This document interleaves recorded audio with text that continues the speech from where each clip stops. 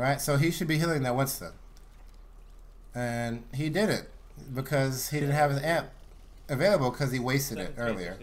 Come back and don't waste your cooldowns.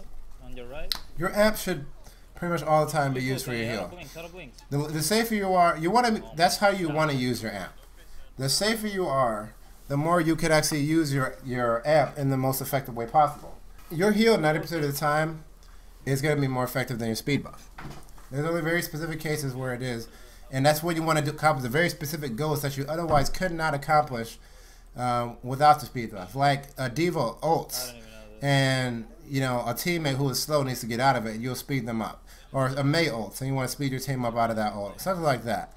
That you couldn't possibly accomplish without the heal buff. Because if you could accomplish it, if it's harder, but you can still accomplish it with your heal buff, stay healed because you're going to be healing more.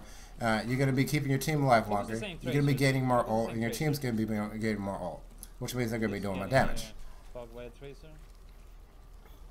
So, yeah, prioritize heal over speed, just as your default.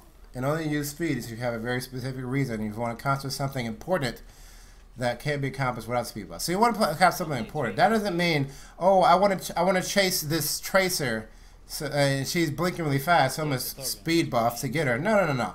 You want to accomplish something that actually has, you know, is useful. So chasing a tracer or going to get that Symmetra, you know, or speeding out away from that McCree or something like that. That's weak. You don't want to put yourself in those positions. You want to already be, I mean, you want to be focused around your team. If you're focused around the team, if you're playing team-oriented, you're not going to be using your speed buff to chase some tracer or something.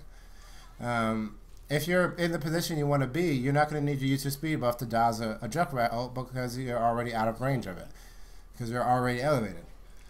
So it has to be something worth it that can't be accomplished with the heal.